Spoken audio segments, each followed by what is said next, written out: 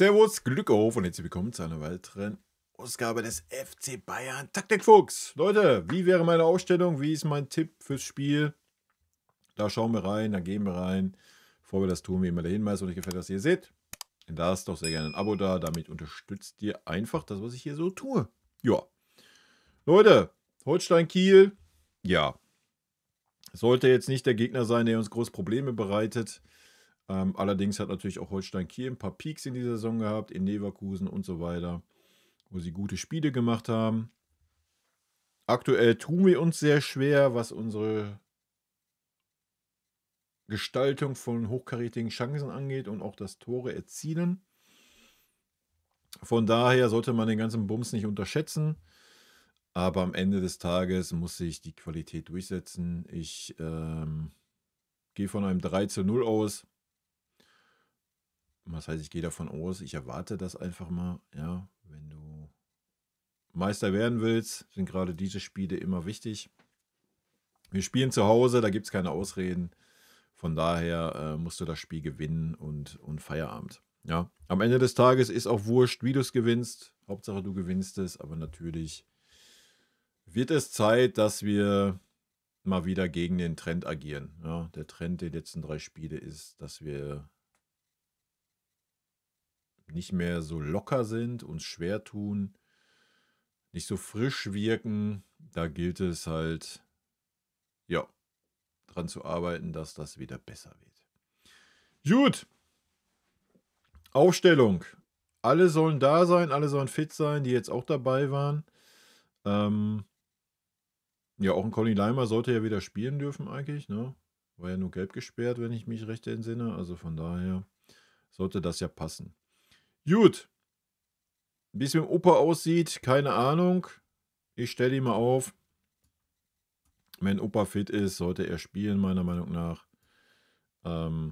Ich stelle einen Kim auf. Für mich gehört ein Stanisic auf die rechte Seite als rechter Außenverteidiger. Und ja, meine Wenigkeit würde Adam Aznu bringen. Wenn nicht gegen Kiel, wann dann, Alter? Von daher muss man da mal die Eier haben. Guerrero war jetzt nicht irgendwie überzeugend, dass man sagen könnte, ja, geil. Ist eine Maschine, ein gutes Spiel gemacht. Nee, dem ist nicht so. Von daher würde ich mal einen Adam reinwerfen. Zack. Wird nicht passieren. Gehe ich nicht von aus. Weil nochmal, was passiert, wenn Adam Azno überzeugt und einen Alphonso Davies in Vergessenheit geraten lässt, dann wird es schwer zu argumentieren. Wir müssen unbedingt den Vertrag mit Alphonso Davies verlängern für so viel Geld. Ja, deswegen gehe ich nicht davon aus, dass das passieren wird. Aber anderes Thema. Gut, um Kimmich kommen wir natürlich nicht drum herum. Ja. Auch völlig zu Recht, völlig verdient. Also alles gut, Kimmich spielt gut. Ich würde einen Pavlo bringen vor ihm. Einfach darauf bezogen, dass ein Holstein Kiel sich mit Sicherheit nicht irgendwie... Das Ziel von Holstein Kiel wird mit Sicherheit nicht sein, uns irgendwelche Räume zu geben. Ja, die werden defensiv stehen, werden versuchen, schnell umzuschalten. Zumindest erwarte ich das. Ich weiß, sie sind auch eine Mannschaft, die ab und an mal eine Pressingphase haben. Wird man mal sehen, ob sie die Eier dazu haben, das in München umzusetzen. Ja, Plan B ist für diese Mannschaft gerade nicht möglich. Von daher, aus meiner Sicht, gibt es das bekannte System. Wenn wir denn Kingsley Coman noch finden sollen. Da ist er. Warum das bekannte System und jetzt nicht so sagen, ah ja, wir könnten jetzt auch mit einer Dreierkette spielen, sondern nur mit einem in der Mitte und nochmal einen weiter vorne. Leute, dieses System hat diese Saison bisher wirklich sehr, sehr gut funktioniert. Ja?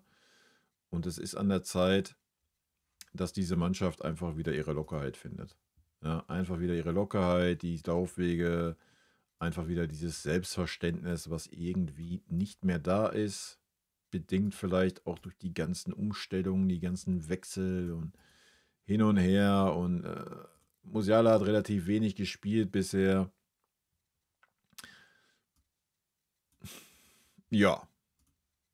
Von daher einfach mal back to the roots. Ja. Logisch sollte das nicht irgendwie klappen, aber ey, Leute, guckt euch die Qualität an. Also wir haben Kane, Musiala, Ulisse und einen Koman vorne in der ersten Reihe. Wir haben Pavlovic dahinter, der unten Kimmich, die das Spiel gestalten können. Also wenn man da davon reden sollte, die Qualität reicht nicht, um Holstein Kiel zu dominieren und sich Chancen herauszuspielen und Tore zu erzielen, dann weiß ich es auch nicht mehr. Ja, ganz einfache Kiste. Punkt. Ja, und es ist wichtig, dass wir für die kommenden Spiele unsere Stärken wieder auf dem Feld kriegen. Ja, das Pressing, das Gegenpressing war in letzter Zeit nicht gut. Die Laufwege waren nicht gut, die Positionen waren nicht gut. Wir haben kaum Flanken gesehen. Wenn dann Flanken aus dem Halbfeld und nicht auf die Grundlinie gegangen, da müssen wir wieder hinkommen. Ja. Und man kann natürlich auch auf die Grundlinie gehen und man muss dann nicht die Flanke schlagen, man kann den Ball dann auch zurücklegen, wo Nachrücken der Spieler ist und das Ding aufs Tor nagelt. Ja. Da müssen wir wieder hinkommen.